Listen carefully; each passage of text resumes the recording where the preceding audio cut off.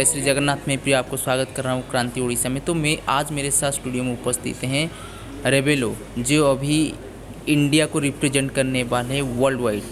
वो अभी mister universe ambassador, global model India के एम्बेसडर और मिस्टर यूनिवर्स को रिप्रेजेंट करने वाले हैं, जो कि जिनकी होस्ट कंट्री इंडिया है और वो दिल्ली में रिप्रेजेंट करेंगे, जिनमें कि दुनिया के बहुत सारे कंट्री आएंगे और उनमें रेबेलो इंडिया को रिप्रेजेंट कर रहे हैं।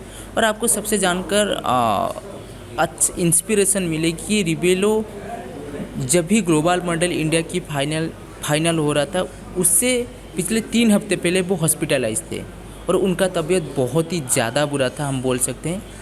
तो उनका जर्नी, जो वो मॉडलिंग के बारे में बहुत ज़्यादा पैशनेट हैं, तो उनसे आज जानेंगे कि उनका कैरियर में सबसे टर्निंग पॉइंट क्या था और वो मॉडलिंग इंडस्ट्री में कैसे आए, और उनका जो हर्डल्स और पेन प्रॉब्लम्स जो भी है, आज उनके बारे में बात करेंगे। तो रेबेलो, आपको मैं पहले स्वागत करना चाहूँगा क्रांति उड़ीसा में। Thank you so much, thank you. तो मैं पहले जानना चाहूँगा कि मॉडलिंग के बारे में आपका वीकनेस कैसे हुआ और कैसे आप मॉडलिंग इंडस्ट्री में आए। एक्चुअली मॉडलिंग मैंने कभी सोचा नहीं था कि मैं ये फील्ड में आ जाऊँगा। मुझे फ़ोटो क्लिक करने का बहुत शौक़ था। ओके, आई मीन टू से मैं सेल्फ़ी क्लिक करता था, मेरे दोस्त को बोलता था please click more photos of mine. और एक्चुअली मैंने कभी सोचा नहीं था कि I will become a model, क्योंकि 3 years back I was 80 kgs। Okay, मैं जो अभी दिख रहा हूँ वैसे बिल्कुल नहीं दिखता था। I don't know, I don't say anybody is अगली, मतलब कोई अगली नहीं है, बट मैं फ़िट नहीं था। I can say I was not fit. और जब मैंने 2 years, जब पैंडमिक हुआ, जब कोविड हुआ, तभी मैंने एक चीज़ बहुत बहुत ठान ली कि मैं अपने हेल्थ को और बेहतरीन करूँगा। बिकॉज़ पैंडमिक में हमको ये सिखाया कि हमने हेल्थ को निगलेक्ट किया था, तो वो हेल्थ इज़ वेल्थ जो बोलते हैं, राइट। तो उसको मेरे को फ़िटनेस में कन्वर्ट करके मैंने अपना बॉडी बनाया। और जैसे मैंने अपना बॉडी बनाया, जब मेरे जो फ़ोटोज़ क्लिक हो रहे थे वो कमिंग टू गुड क्योंकि if you have a good body and a good face and a good smile, I mean to say photos really अच्छे आ जाते हैं। तो मैं पैजेंट्री का फ़ैन हूँ। आई लव पैजेंट्री, मतलब मिस यूनिवर्स, मिस्टर वर्ल्ड, सब मैं देखते रहता था। और तभी मैंने अमर सर, जो मतलब ग्लोबल मॉडल इंडिया के डायरेक्टर है, तभी मैं इंस्टाग्राम से हमारी पहचान हुई। तो उन्होंने मेरा फ़ोटोज़ देखे इंस्टाग्राम पे और उन्होंने बोला कि वाई डोंट यू पार्टिसिपेट, आप पार्टिसिपेट क्यों नहीं करते हो। और मैं बोला सर सीरियसली, मतलब आपको लगता है कि मुझ में है वो बात। उन्होंने बोला मुझे कि आप पैजेंट्री के बारे में इतना जानते हो, इतना नॉलेज हो, और आपके फ़ोटोज़ भी अच्छे हैं, तो आप ले लो पार्ट। और वैसे मेरी जर्नी स्टार्ट हो गई सर। तो और एक मैं बात बोलना चाहूँगा, जैसे कि फाइनल से पहले 3 हफ्ते पहले आपका तबीयत बहुत ज़्यादा बुरा हाल हुए थे, तो कैसे मतलब उससे रिकवर करके आज पेजेंट में फाइनलिस्ट हो और इंडिया को रिप्रेजेंट करने वाले हो। ये एक छोटी बात नहीं है, क्योंकि एक मिडिल क्लास बंदा आ रहा है या फिर बंदा आ रहा है, बहुत सारे तकलीफ, मतलब फाइनल से 3 हफ्ता पहले तबीयत भी ख़राब हो रहा है और इतना पैशनेट है कि वो फाइनल भी जीत रहा है और इंडिया को भी रिप्रेजेंट कर रहा है। That is the great thing. ये जो मोमेंट है आपके लिए लाइफ का सबसे बड़ा और बहुत ही अच्छा मोमेंट होगा। तो उसके बारे में, ये जो जर्नी था 3 हफ्ते के बीच का जर्नी, कैसा रहा? ओके, मैं बहुत इमोशनल हो रहा हूँ एक्चुअली, क्योंकि ये 3 हफ्ते, आई मीन टू से, मुझे याद आ रहा है, I am getting the scenes of that 3 हफ्ता। तो मैं मृत्यु के स्थल पे था।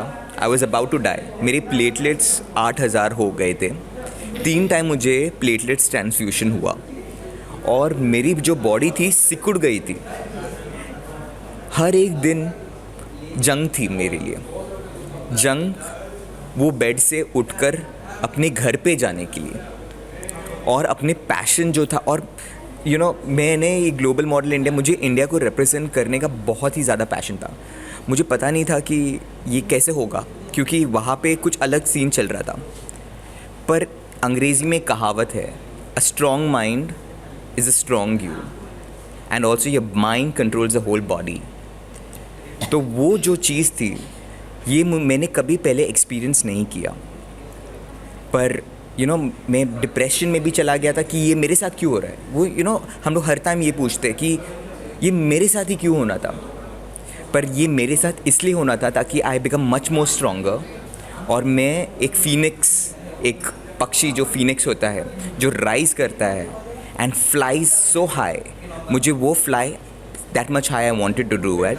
और इसीलिए मेरे ख्याल से this was a part of my life journey which has transform me to have a strong mind, because अगर मेरा माइंड स्ट्रॉन्ग रहेगा I can achieve anything with that mind. Secondly, मैं जो भी चीज़ करता हूँ पूरी शिद्दत से करता हूँ with my passion, with my heart.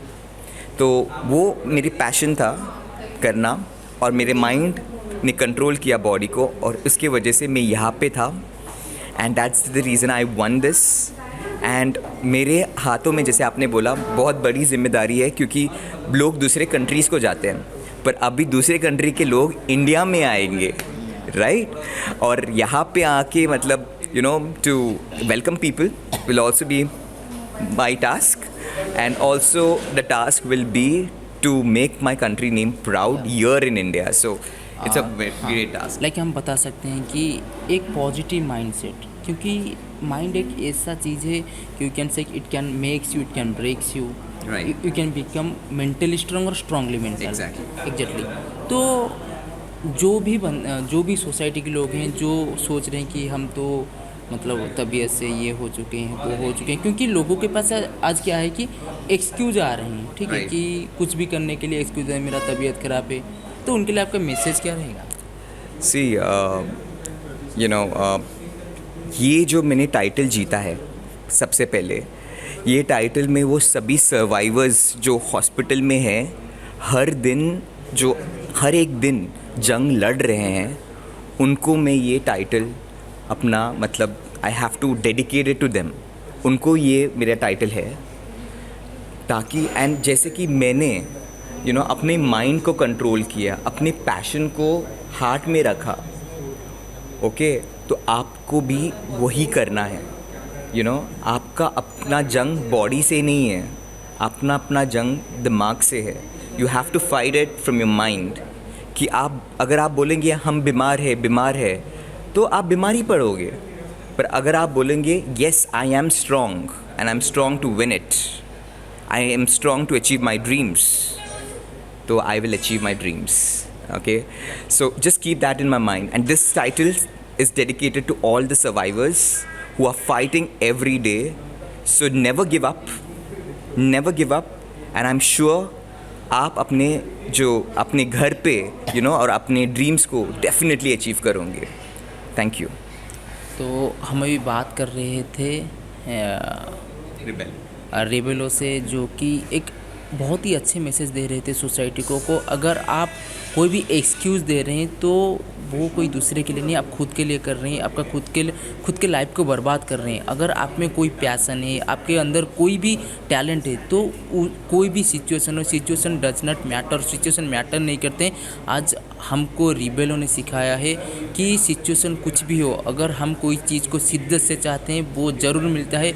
जो आज रिबेलो प्रूव कर चुके हैं, वो फाइनल के 3 हफ्ते पहले हॉस्पिटलाइज्ड थे और उसके बाद आकर वो इंडिया को रिप्रेजेंट कर रहे हैं। That is the great thing. और हम रिबेलो को बेस्ट ऑफ लक बोलेंगे और होप कि वो इंडिया को रिप्रेजेंट करें। तो थैंक यू सो मच। तो फिर मुलाकात होगी अगले एपिसोड में। तब तक के लिए रहते हैं। जय श्री जगन्नाथ।